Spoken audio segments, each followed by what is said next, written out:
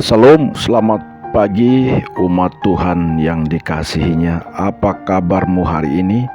Semoga kita semua dalam keadaan baik, sehat, tanpa kekurangan suatu apapun. Jumpa lagi bersama saya pagi hari ini. Saya rindu untuk membagikan firman Tuhan. Kita akan membahas disiplin rohani Matetes Kristus part ketiga.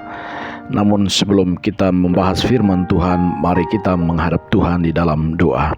Selamat pagi Bapa, selamat pagi Yesus, selamat pagi Roh Kudus. Kami mengucap syukur pagi hari ini untuk anugerah dan kasih setia Tuhan di dalam hidup kami. Hari lepas hari Tuhan tidak pernah meninggalkan kami sampai pada saat pagi hari detik ini. Tuhan, kami mengucap syukur. Sebelum memulai aktivitas kami hari ini, kami berdoa kiranya Tuhan mari arahkan hati pikiran kami supaya kami diisi dengan kebenaran firman-Mu, supaya semakin hari kami semakin mengerti panggilan Tuhan di dalam kehidupan kami sebagai murid-murid Kristus yang sejati. Dalam nama Yesus kami berdoa mengucap syukur. Haleluya. Amin. Surat 1 Timotius pasal 4 ayat 13 berkata, sementara itu sampai aku datang, bertekunlah dalam membaca kitab-kitab suci, dalam membangun dan dalam mengajar. Ada banyak orang yang mengaku menjadi orang Kristen atau orang percaya, namun pertanyaannya, berapa banyak yang sudah menjadi murid Kristus? Di dalam Injil Sinoptik kita mengetahui ketika Tuhan Yesus terangkat ke surga, siapakah yang menyaksikannya? Tentunya murid-muridnya.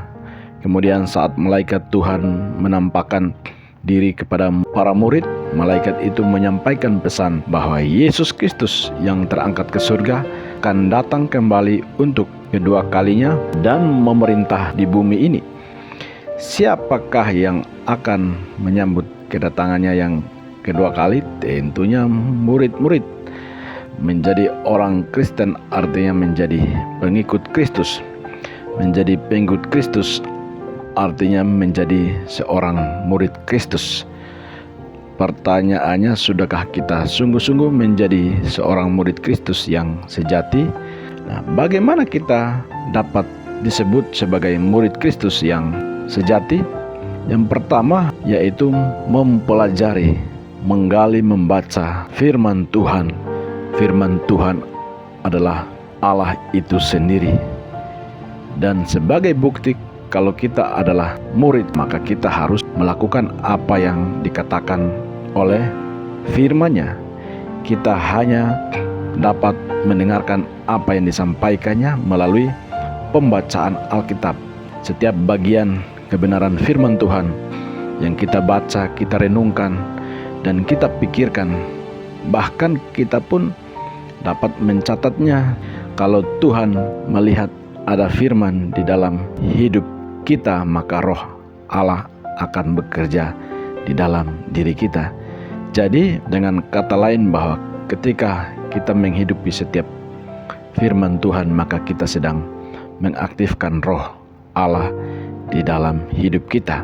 Mari kita menghidupi setiap kebenaran firman Tuhan supaya kita mengaktifkan roh Allah di dalam hidup kita.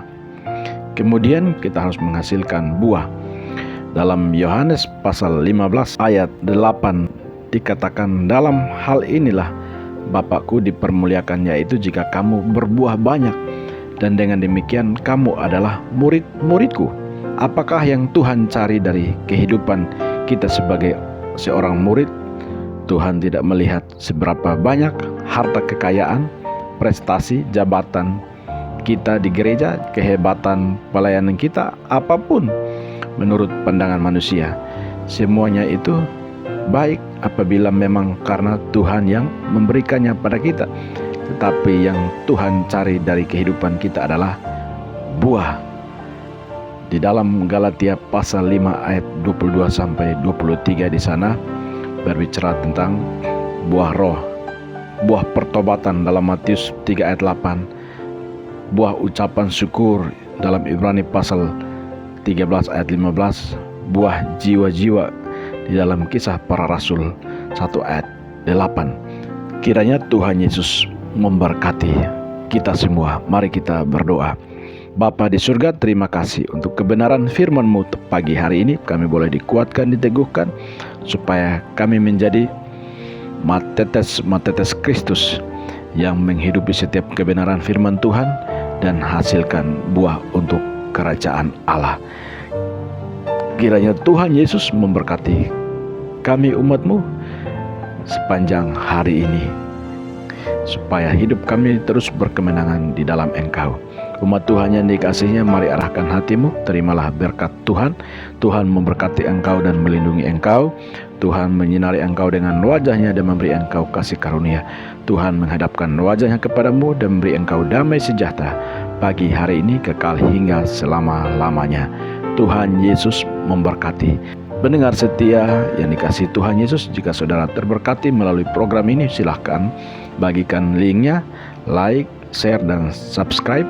Ada nomor WA kami. Jikalau saudara ada pergumulan, silahkan WA kirim pergumulan, maka kami akan mendoakan setiap beban-beban pergumulan hidupmu. Tuhan Yesus memberkati. Salam.